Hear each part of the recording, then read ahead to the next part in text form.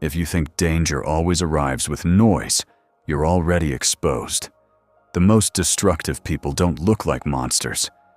They look like opportunities, comfort, even love. And the moment you realize what they are, it's often too late, because they don't attack your body first. They invade your mind, your confidence, your sense of reality. Machiavelli understood a brutal truth. Some personalities don't just harm you, they reshape you, quietly, until you forget who you were before them. In this video, you'll learn to recognize 3 personality types you must run from, not because you're weak, but because your future is too valuable to gamble.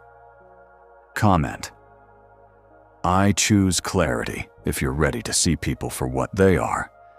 Like, subscribe, and stay until the end, because the final revelation will change how you trust forever. In the courts of the Renaissance, where Machiavelli watched loyalty turn into betrayal overnight, survival depended on one skill: reading souls faster than words. Back then, people feared daggers and poison, but the sharpest weapon was always the human mask. Philosophers later gave this darkness new names: power, domination, manipulation, because admitting it openly was dangerous. Even today, we prefer comforting myths, that everyone means well, that love is always pure, that charisma equals virtue. But our era is wounded by loneliness, hunger for validation, and the addiction to being chosen, and that makes you easy to steer. This knowledge stays misunderstood because it threatens the ego. It forces you to accept that some people don't seek connection, they seek control. And once you see that, you can't unsee it. You don't run from these personality types because you're paranoid. You run because you finally respect your mind. There's a difference between being open-hearted and being accessible. One is strength. The other is a doorway left unlocked in a city where not everyone is innocent. Machiavelli would tell you this in a colder way. The world is not made of good people and bad people. It is made of interests, hidden needs, and strategies. And some personalities, by their very structure, will inevitably turn you into a resource.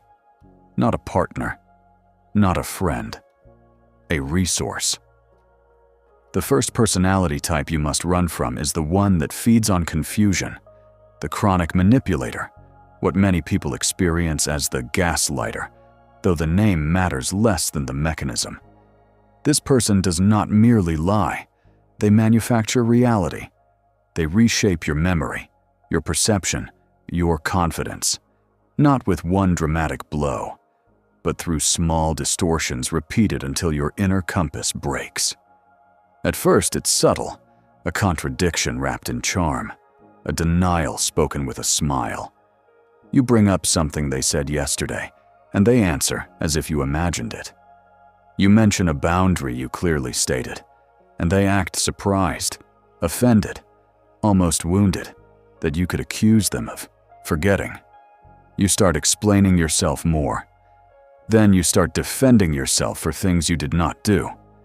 Then, one day, you notice something terrifying. You don't trust your own mind the way you used to. This is how the trap works. The manipulator doesn't need you to believe them completely. They only need you to doubt yourself partially. Because once self-doubt enters, you begin to negotiate with the unacceptable. You begin to soften your standards. You begin to accept what you would have rejected instantly in your old life. Machiavelli understood that if you can control the narrative, you can control the person. In politics, whoever defines the story wins. In relationships, whoever defines reality wins. And the manipulator's greatest victory is not that you obey them. It's that you stop believing you have the right to object. Here's the psychological engine behind it. You, as a human being, seek coherence. You want things to make sense. When someone constantly contradicts what you remember, your brain tries to resolve the tension. If the other person appears confident, calm, and certain, your mind can start treating your own memory as unreliable because uncertainty is painful. You'd rather believe you misheard than accept that you're dealing with someone who weaponizes truth. And the manipulator knows this. They know you are a meaning-making creature.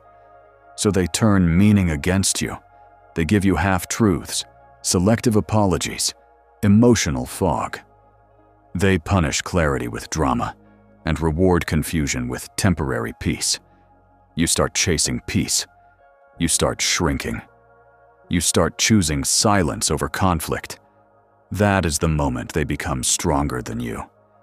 And you might say, "But I'm intelligent. I can't be fooled like that." That's exactly what makes you vulnerable. Intelligence doesn't protect you from manipulation if your intelligence is tied to your ego. Because then, you don't want to admit you were deceived. You keep giving chances. You keep looking for a rational explanation. You keep trying to win the person back to honesty, as if honesty is a switch you can flip in them. But this personality type does not want truth. They want advantage. They want you off balance. They want you always one step behind, always guessing, always hoping the confusion will finally stop. It won't, because confusion is the environment where they thrive. How do you recognize them early? Pay attention to patterns, not promises. This person often speaks in ways that shift responsibility off them and onto you. They make you feel too sensitive, too intense, too suspicious whenever you ask for clarity. They use your emotional reactions as proof that you are the problem. They never address the core issue directly. They attack the way you brought it up. They turn your question into a crime. They make you feel guilty for having a mind. And the most chilling sign, after talking with them, you feel drained, foggy, and unsure what just happened, even if the conversation seemed calm on the surface. Your body knows before your logic admits it. If you constantly feel like you're losing your grip on what's real, run. The second personality type you must run from is the one that feeds on your empathy, the parasite disguised as a victim. This one is more seductive because it does not appear dangerous. It appears wounded. It appears fragile. It appears like someone you can save. And if you have a conscience, if you have depth, if you have the habit of carrying other people's pain, this personality type can walk right into your life like a prophecy. They arrive with a story, a tragedy, a betrayal, a painful past, and your heart opens. You listen, you understand, you give, you support. You prove you're different from the people who hurt them.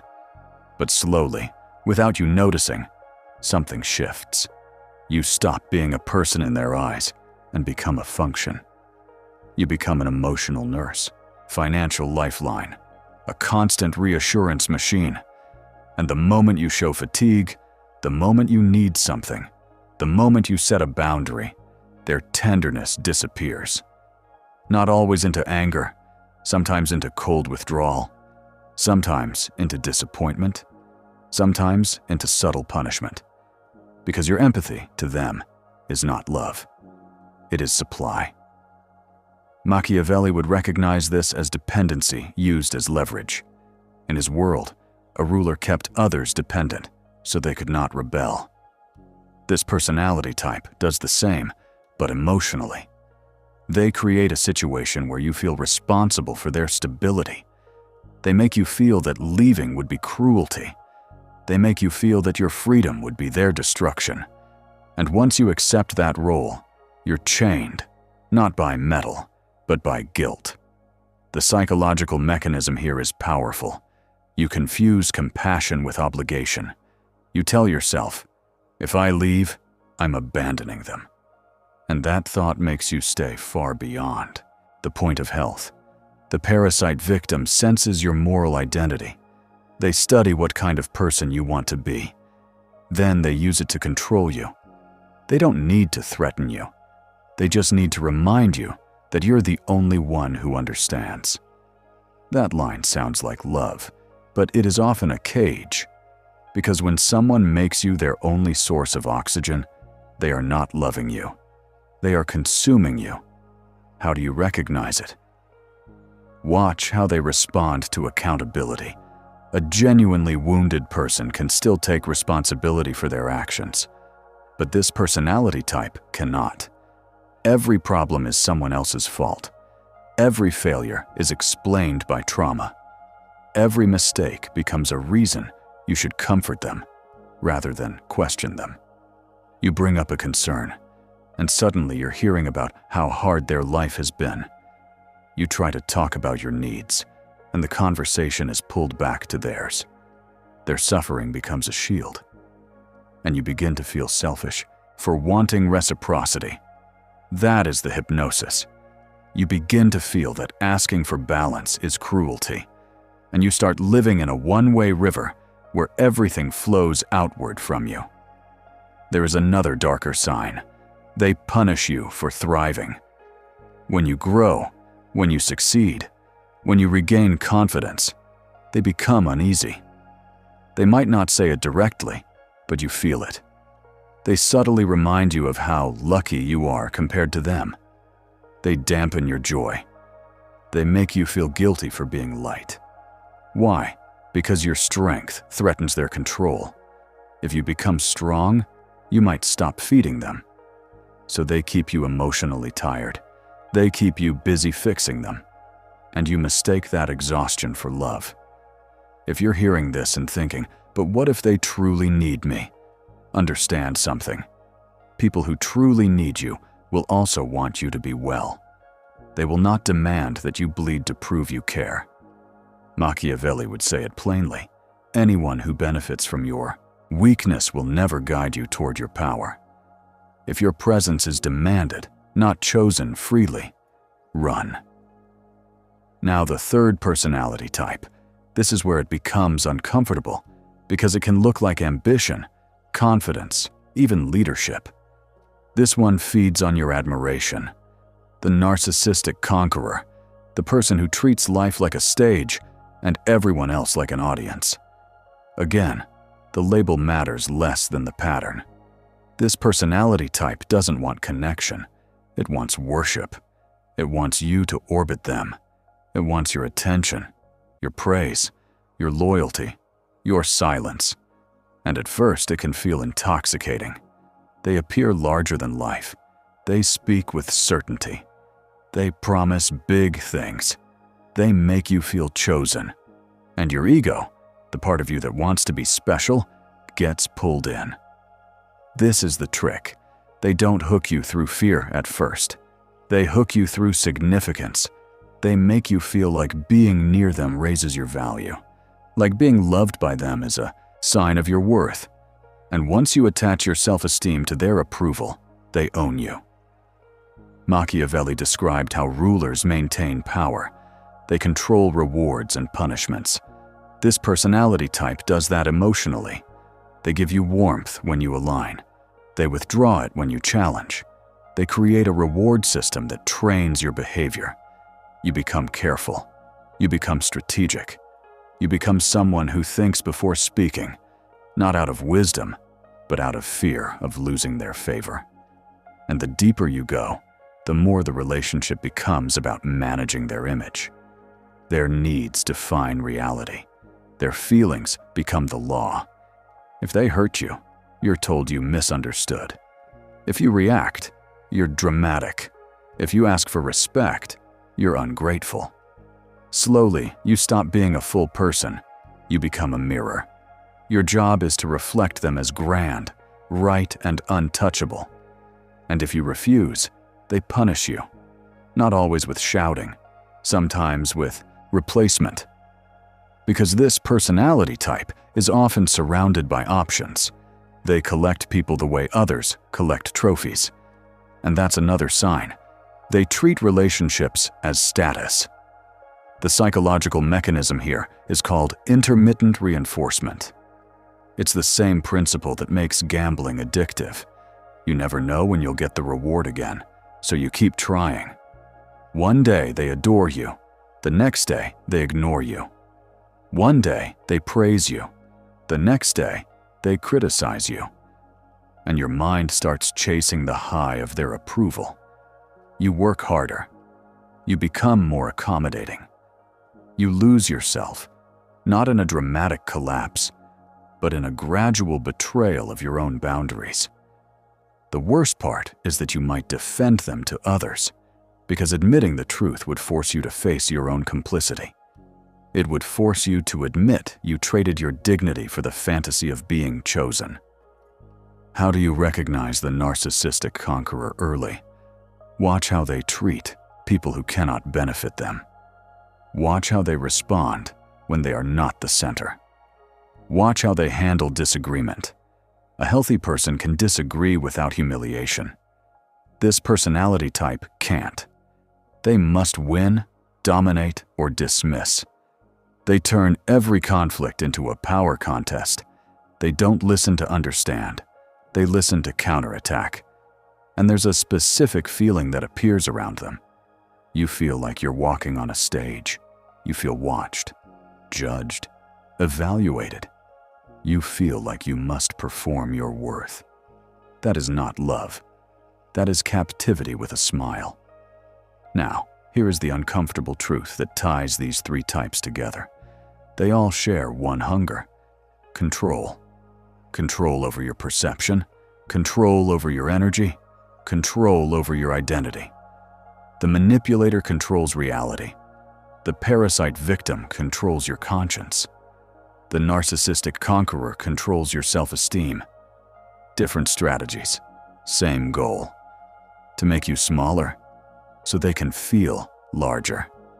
And Machiavelli would warn you, the most dangerous trap is not the enemy you see. It's the enemy you excuse. Because once you start excusing someone's pattern, you become their accomplice against yourself.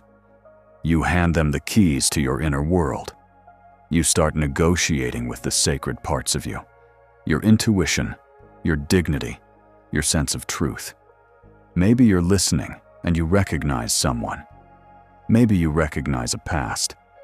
Or maybe, quietly, you recognize a dynamic you're living right now. And the fear rises because you realize running is not just about leaving a person. It's about breaking an illusion. It's about admitting that your hope has been feeding a monster.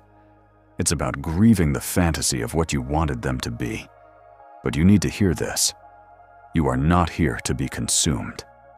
You are not here to be a rescue mission for someone who enjoys drowning you. You are not here to be a mirror for someone who only loves themselves. Your life is not a laboratory where others test how much you can tolerate. So what do you do with this knowledge? Not yet. Not fully. Because before you learn techniques, you need the deeper understanding. Why these personalities attract you in the first place.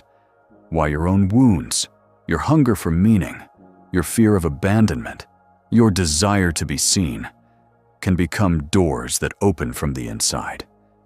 That's what Part 2 reveals. The truth beneath the truth. The uncomfortable paradox. Sometimes the reason you can't run is because a part of you believes you deserve the chase. And once we expose that belief, you won't just recognize dangerous people. You'll become someone they can't use. If Part 1 showed you the masks, Part 2 shows you the mirror. Because here is the paradox nobody wants to face. The most dangerous personalities don't enter your life by force. They enter through permission. Not conscious permission, of course. You would never say out loud, "Yes, come and dismantle my reality." But there is a quieter permission that exists beneath your words. The permission created by unmet needs, old wounds, pride, loneliness, and the secret hunger to be chosen. Machiavelli would say that power is rarely taken. It is often offered by those who don't understand their own internal gaps. And if you don't understand yours, you will keep meeting the same enemy in different bodies. Let's go deeper. The manipulator, the parasite victim, and the narcissistic conqueror Each uses a different doorway, but the house they enter is the same: your identity. The first one targets your sense of truth. The second targets your sense of goodness. The third targets your sense of worth. And that's why these encounters feel existential, not just emotional. When you've been around them long enough, you don't just feel hurt, you feel disoriented. You feel like your soul has been edited. And you can't explain it to people who haven't lived it, because from the outside it looks like drama. But from the inside, it feels like an invisible occupation. Now listen carefully, because this is where many people fail. They try to protect themselves with logic alone. They watch videos, they memorize red flags, they learn the vocabulary, they feel informed. But information is not transformation. You can know every strategy in the book and still be vulnerable if your ego is involved. Because your ego doesn't just want safety. Your ego wants to win. It wants to prove it can handle anyone. It wants to believe that your intelligence, your patience, your love, your spiritual depth can heal what is fundamentally predatory. And the moment you make it your mission to heal a predator, you've already lost. Not because you're weak, but because you've switched roles without noticing. You've stopped being a person with boundaries and become a project manager of someone else's chaos. Machiavelli would call this the trap of false virtue, the belief that your goodness by itself is enough to protect you. In reality, goodness without discernment becomes self-destruction with a halo. And the world rewards discernment, not naivete. The modern illusion is that being kind is always morally superior, no matter the context. But kindness given to the wrong person becomes fuel for their strategy. The point is not to become cold. The point is to become accurate. Because accuracy is compassion too. Compassion for your future, for your nervous system, for the life you are meant to build. Let's expose the deeper mechanics of each type, not on the surface level, but on the existential level. The manipulator who manufactures reality does something terrifying. They separate you from your inner authority. Your inner authority is that quiet faculty that says, I know what I saw. I know what I felt. I know what I meant. It is not arrogance.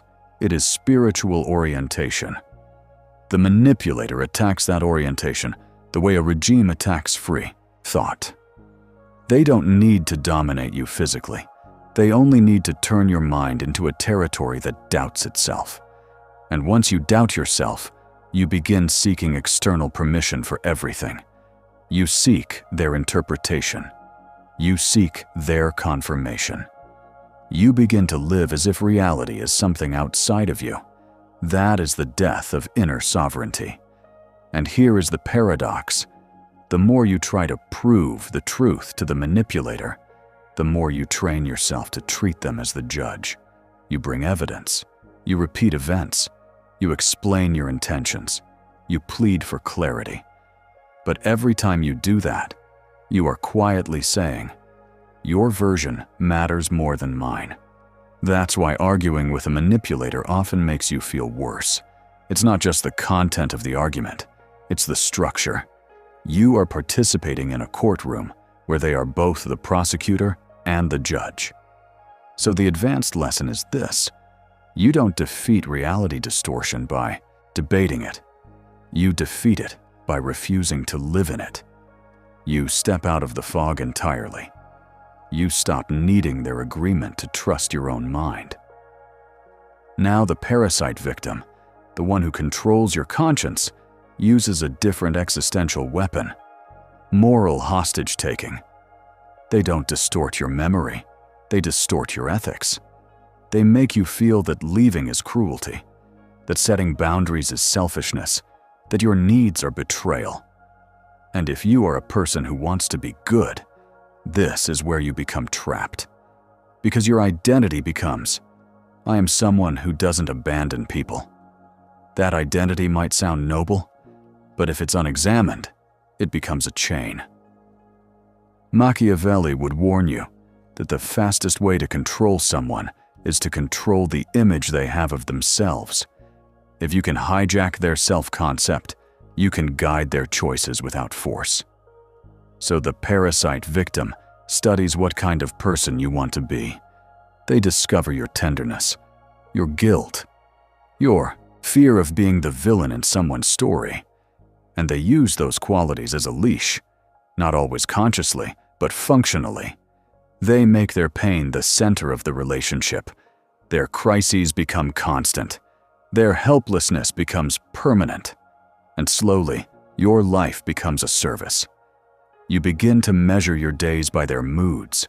You become careful not to trigger their sadness. You start carrying their emotions like a backpack you cannot remove. And here is the advanced paradox. The more you rescue them, the less they respect you. Because when you train someone that you will always stay, no matter how unbalanced the relationship becomes, you teach them that your limits are not real. You teach them that your no is negotiable. You teach them that your exhaustion is irrelevant compared to their need. Even worse, if they are truly parasitic, your rescuing becomes a confirmation that their strategy works. They learn that collapse gets them attention, responsibility gets them discomfort, and growth gets them accountability. So they choose collapse, not because they can't grow, but because collapse pays. Now the narcissistic conqueror, the one who controls your self-esteem, is perhaps the most spiritually dangerous, because they turn your longing for meaning into a temple for their ego. They make you feel like being close to them is access to a higher life. Their confidence seems like destiny. Their intensity feels like truth. Their approval feels like proof that you matter. And in the beginning, you don't realize you're being trained. You think you're in love, or in admiration, or in partnership. But slowly, you discover that your role is to reinforce their image, to applaud their greatness, to accept their version of events, to swallow disrespect so they don't feel questioned. And your value becomes conditional. You are good when you agree, difficult when you resist. The modern illusion here is dangerous. The world worships confidence. The world worships charisma. The world confuses dominance with strength. So when you meet someone who radiates certainty, a part of you wants to believe they are above ordinary ethics. You give them exceptions. You interpret their arrogance as leadership. You interpret their coldness as high standards. You interpret their cruelty as honesty. And your mind begins building a myth around them. Machiavelli would smile at this because he understood that people don't follow reality. They follow images. And the narcissistic conqueror is a master of image. But the deeper paradox is this. The conqueror is often emptier than you think. Their grandiosity is frequently built on a fragile inner core. That's why they cannot tolerate criticism.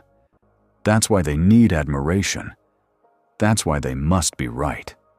Because if they face their true self without applause, they feel exposed.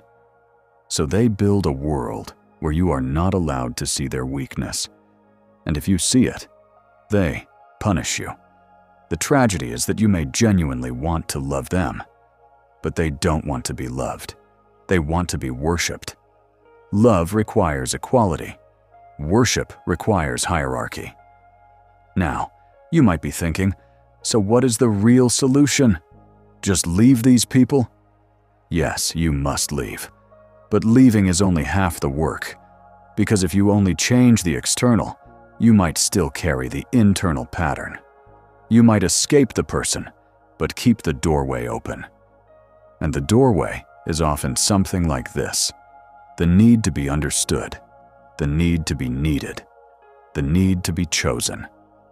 These are not shameful needs. They are human. But they become dangerous when they are unconscious. Let's name the three doorways clearly, Because this is the hidden truth most people avoid. The manipulator enters through your fear of conflict and your hunger for harmony. If you grew up in an environment where peace depended on your ability to stay quiet, to adapt, to not provoke chaos, then your nervous system may associate clarity with danger. You may not even realize it, but part of you prefers confusion over confrontation, because confusion feels safer than a fight. So when the manipulator distorts reality, you don't immediately push back with force. You try to smooth it over. You try to understand. You try to be reasonable. That's not weakness. That's conditioning. But if you don't heal it, you will keep meeting people who exploit it. The parasite victim enters through your need to feel morally valuable. If, deep down, you measure your worth by how much you sacrifice, then someone else's suffering will always feel like a mission for you. You will feel special when you are needed. You will feel guilty when you choose yourself. And the parasite victim will sense it immediately. They will turn your compassion into a contract you never signed. They will make you feel that love must hurt to be real. And you will stay, not because you want to, but because leaving would shatter the image you have of yourself as the one who saves. The narcissistic conqueror enters through your hunger for significance.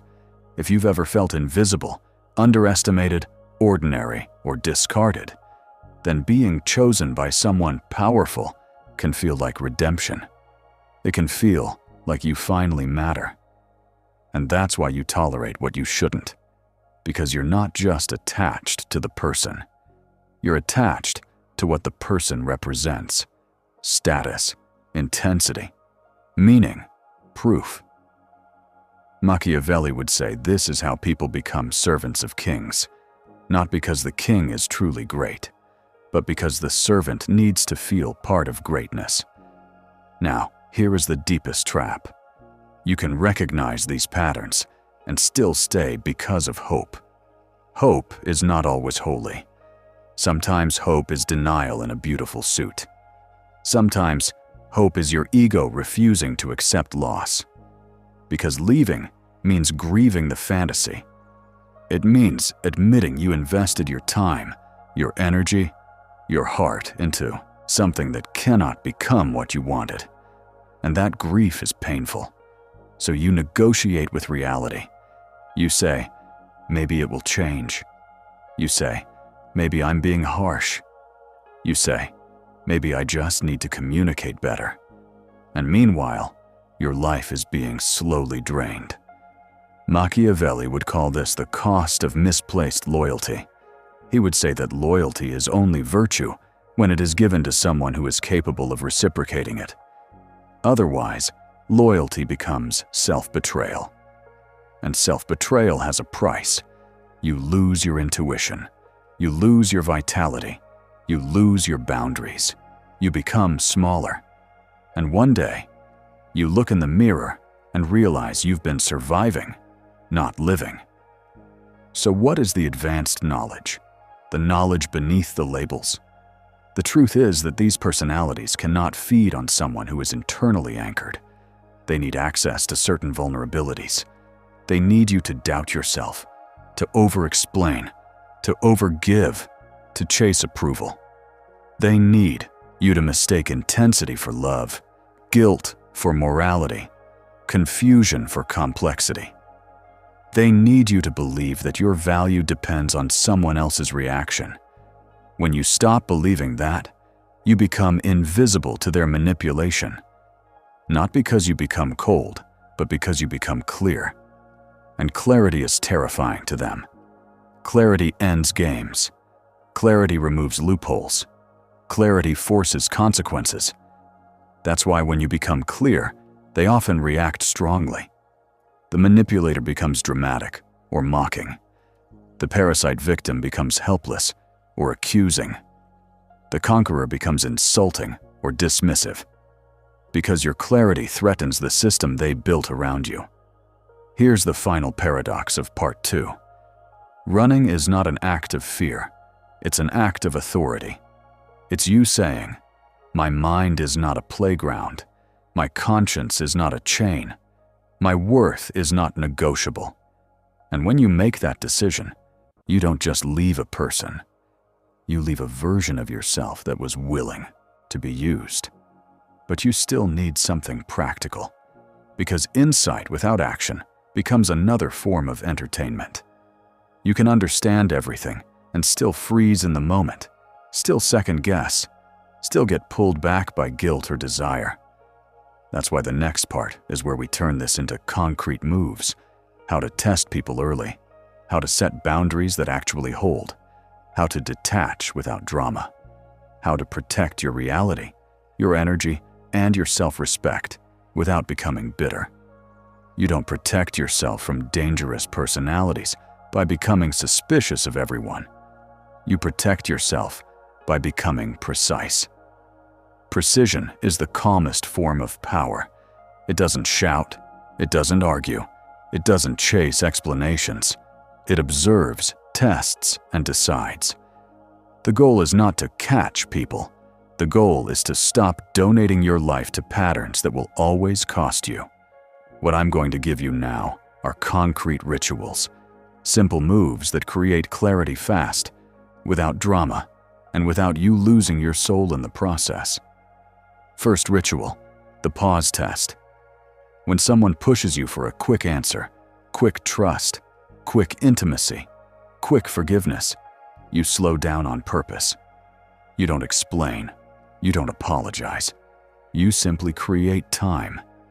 Say something like, "I'll think about it," or "Not right now," and then go silent. Watch what happens. A healthy person respects the pause. A manipulator attacks the pause. A parasite victim collapses under the pause. A conqueror feels insulted by the pause. The pause test is powerful because it removes their ability to steer you with urgency. Urgency is the favorite weapon of controlling personalities. They want you to decide while your nervous system is activated. Your pause returns you to yourself. And if the person becomes irritated, guilt-tripping, or cold the moment you slow down, you just learned something important. They don't want your consent, they want your compliance. Second ritual, the boundary sentence. Most people fail because they set boundaries like a negotiation. They over-explain, they justify, they try to sound nice. And the predator hears one thing: weakness. Your boundary should be one sentence, calm, repeatable, and without a speech. For example, "I'm not available for that." Or, "That doesn't work for me." Or, "If that happens again, I will leave." You don't add a sermon. You don't list your traumas. You don't try to convince them you're good. You just state the line. Then you watch whether they respect it. Because respect is not what they say. Respect is what they do after your no. Third ritual, the pattern notebook. This is not about paranoia. This is about protecting your reality. If you've ever dealt with a manipulator, you know how quickly your memory can get foggy. So you write down key events and exact phrases after big conversations, not to obsess, but to anchor. On this day, they said this. On this day, they denied it. On this day, they shifted blame. Over time, the pattern becomes undeniable. The notebook prevents you from being hypnotized by charm, apologies, or emotional intensity. When you feel pulled back by hope, you read the pattern. Hope collapses in the presence of evidence. Fourth ritual, the accountability probe. You bring up a small, non-dramatic concern early. Something simple. You're not accusing. You're checking for maturity. For example, "Yesterday, when you said that, it didn't sit well with me." Then you watch their response. A healthy person can say, "I hear you," or "I didn't realize," or "I'm sorry, I'll be mindful." A dangerous personality will almost always do one of these three things. They will minimize, they will reverse the blame, or they will attack your tone. Minimizing sounds like, "You're making a big deal." Blame reversal sounds like, "Well, you did this." Tone attack sounds like, "Why are you coming at me like that?" This probe saves you months, sometimes years, because you test early instead of investing blindly. Fifth ritual, the scarcity reversal. Controlling personalities often create a false scarcity. You won't find someone like me. No one will love you like I do. You need me. The cure is to reverse the frame in your mind. You act as if access to you is the privilege, not in arrogance, but in truth. You remind yourself, your attention is life energy. Your loyalty is rare. Your presence is not free. When you internalize that, you stop begging for basic respect. You stop negotiating with inconsistency. You stop chasing people who treat you as an option. The moment you feel yourself trying to earn someone's decency, you step back. Decency is not a prize you win. It is the minimum entry fee. Sixth ritual, the detachment protocol. This is crucial because many viewers know the red flags but still get pulled back by emotion. Here is a clean protocol that protects your nervous system. 1. Reduce access.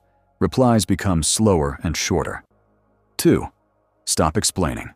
Explaining is feeding. 3. Remove emotional availability. You become polite, neutral, factual. 4. Prepare a final line and stick to it, such as, "This dynamic isn't healthy for me, so I'm stepping away." Then you leave. No speeches, no revenge, no final debate.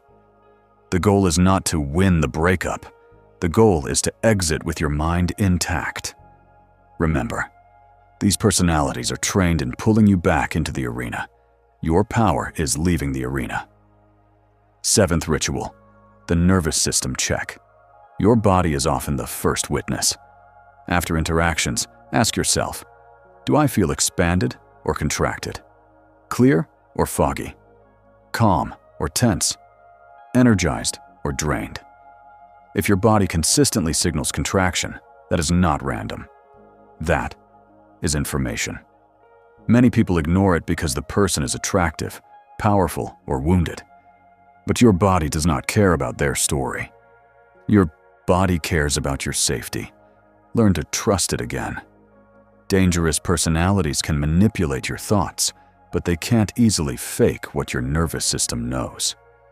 Now, the biggest obstacle, guilt, especially with the parasite victim. You will feel guilt when you stop feeding them. That guilt does not always mean you're wrong. Sometimes guilt is simply the withdrawal symptom of a role you've been playing for too long. If you've been the rescuer, leaving feels like sin. But it's not sin. It's alignment. You are not responsible for someone else's refusal to grow. Compassion does not require self-erasure. Another obstacle, pride, especially with the manipulator and the conqueror. Pride makes you want to prove you can handle them, prove you can get the last word, prove you can win. But Machiavelli would tell you, the smartest battle is the one you refuse. Your dignity is not defended through endless explanation. It's defended through distance. So here is a simple daily exercise for the next 7 days. Every time you feel disrespected, do not react immediately. Breathe. Pause. Ask yourself, if this pattern continues for the next year, what will I become? That question is a sword. It cuts through fantasy. It turns emotion into vision. And vision is what frees you. If you want, comment the phrase you already wrote earlier. I choose clarity.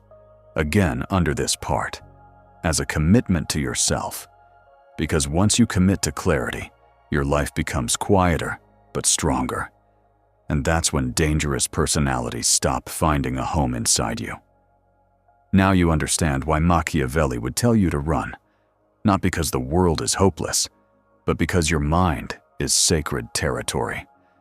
You've seen the 3 masks, the manipulator who poisons your reality until you doubt your own memory.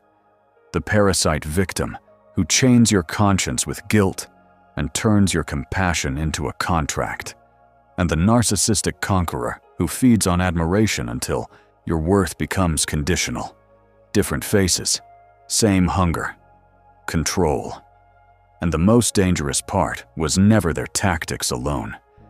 It was the quiet permission created by your unmet needs, your hunger for peace, your desire to be good, your longing to be chosen. Here is the revelation few people dare to face. You don't lose yourself in one dramatic moment. You lose yourself through small compromises you keep calling love, patience, or understanding. One ignored red flag, one boundary postponed, one apology accepted without change. And then, one day, you realize you've been living inside someone else's system. That is the true cost of staying too long. Not heartbreak, but self-erasure. So let this be your standard from now on. You don't argue for respect. You don't negotiate for clarity. You don't audition for basic decency. You observe patterns. You test early. You set a clean boundary. And if it's not honored, you leave. Calmly, without hatred, without drama. Because your freedom is not proven by how much you can endure. It's proven by what you refuse to tolerate. And if you're listening to this with someone's face in your mind, I want you to ask yourself one question that cuts through every excuse. When I'm around them, do I become more myself or less? If the answer is less, then the path is already clear. Your fear is just the last smoke of the old illusion. If this message hit you, write "I choose clarity" in the comments so you anchor the decision publicly. Like the video, subscribe, and share this with someone who keeps mistaking danger for depth. Because the moment you stop giving access to what destroys you, you become a person no manipulator can use, no parasite can feed on, and no conqueror can dominate.